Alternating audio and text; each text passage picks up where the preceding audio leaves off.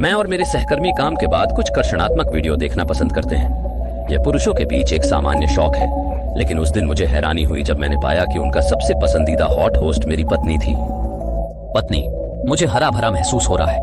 उसने नकाब पहना है, इसलिए उसका चेहरा नहीं दिख रहा, लेकिन उसकी बांह पर टैटू देखकर पुष्टि हो गई, क्योंकि मेरी बांह में भी वही टैटू है। हमने यह टैटू शादी की 10वीं वर्षगांठ पर साथ करवाया था। मैंने इसे सिर्फ संयोग समझने की कोशिश की, लेकिन दिल में डर बना रहा, इसलिए मैंने छुट्टी ली ताकि घर जाकर देख सकूं। फोन स्क्रीन को ध्यान से देख रहा था, वह अभी लाइव नहीं था और घर से कुछ 100 मीटर दूर था। अगर यह वाकई में मेघन है तो मैं उसे नहीं छोड़ूंगा। लेकिन जब मैंने दरवाजा खोला तो पाया कि वह लंच की तैयारी में व्यस्त थी। हारो, तुम आज इतनी जल्दी वापस आ गए? चुपके से स्मार्टफोन पर नजर डाली मैंने। वह खूबसूरत महिला लाइव नहीं रही। मुझे सबूत नहीं मिला। तुम्हें क्या हुआ? क्या काम में कुछ परेशान हो?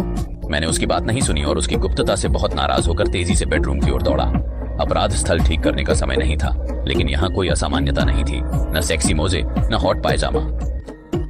पत्नी से मैंने जल्दी वापस आने का कारण एक महत्वपूर्ण दस्तावेज ढूंढना बताया। फिर मैं अटारी गया, जहाँ एक हॉट नर्स वर्दी का पैक था जो अभी तक खुला नहीं था। यह वही पोशाक थी जो मैंने पहले खरीदी थी, लेकिन नहीं दिया था क्योंकि लगा ज्यादा खुलासा करती है। बावजूद इसके पत्नी पर संदेह नहीं हुआ। अगले सुबह मैंने जानबूझकर छुट्टी ली, क्योंकि मुझे पता था कि वह सुबह 8 बजे लाइव होती है। मैंने उसकी भावनाओं पर कड़ी नजर रखी, लेकिन कोई चिंता नहीं देखी। सामने खड़ी परिचित अजनबी को देखा, पर सच नहीं बता सका। शायद भ्रम था। उसकी बातें ध्यान से नहीं सुनी। मैंने उसके शरीर का विस्तार से अध्ययन किया, जैसे बाल गिनना। अच्छा तुलना करने का निर्णय लिया। दोपहर काम पर जाते समय चुपके से उसके लाइव स्ट्रीम में गया और देखा वह नृत्य कर रही थी। उसी समय मैंने देखा उसके नाखून लाल और भौं सफेद थे। तुरंत सांस छोड़ दिया। समझ आया कि मेरी गलतफहमी थी। घर लौटने पर मैंने उसकी पसंदीदा रेड वाइन खरीदी थी, लेकिन कोई उम्मीद नहीं थी। हमारी शादी के बाद बहुत समय हो गया। हमने पहले की जुनून मिटा दी है। दरवाजा खोलते ही मेघन रसोई में व्यस्त थी। हवा में खाने की खुशबू थी। उसने मेरा बैग उठाया। देखकर हैरानी हुई कि उसके नाखून लाल थे। क्या उनके नाखून आज सुबह सफेद नहीं थे?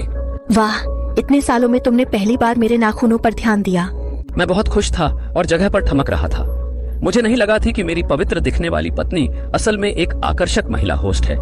मुझे नहीं पता था कि उसे कैसे बताऊं, क्योंकि मैं उस आकर्षक वेबसाइट का नियमित उपयोगकर्ता मानना नहीं चाहता था। शाम तक मैं कुछ नहीं कह सका था, लेकिन मेघन का मूड अच्छा लग रहा था। मैंने उसे ऐसा नहीं देखा था। जब वह नाच रही थी, मुझे गुस्सा आया कि क्या उसकी गर्मी सिर्फ अन्य पुरुषों के लिए है।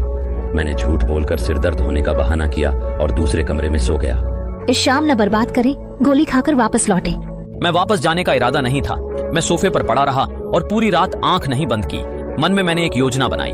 अगले सुबह हालांकि पत्नी ने मुझे बस में सवार होते देखा, लेकिन मैं काम पर नहीं गया। मैंने अपने बॉस से बीमारी की छुट्टी ली थी। ये सब मैंने इसलिए किया था ताकि मेघन को लगे कि यह एक सामान्य दिन है। कंपनी पहुंचने पर मैंने तुरंत वापसी की बस पकड़ी। मैंने तुरंत नाचते हुए अपने पति को पकड़ लिया। तुम कैसे वापस आए? मैंने उनसे कहा कि काम का पहचान पत्र घर पर छोड़ दो, और बहुत आश्चर्य जताया। क्या तुम्हें मुझसे कुछ समझाने की जरूरत नहीं? उस दिन मेघन ने अपनी भावनाएं बताईं। वह उम्र में बढ़ रही थी, इसलिए उसे लगा कि मैं उसके शरीर से उकस गया हूं, और वेबसाइट ने उसे आत्मविश्वास दिया था। लेकिन मैं उसकी बातें नहीं मान रहा था। शायद और भी कारण थे। क्या तुम गुपचुप पैसे इकट्ठा कर रहे हो और अन्य पुरुषों को पाल रहे हो? कहकर मेघन गुस्सा हो गई।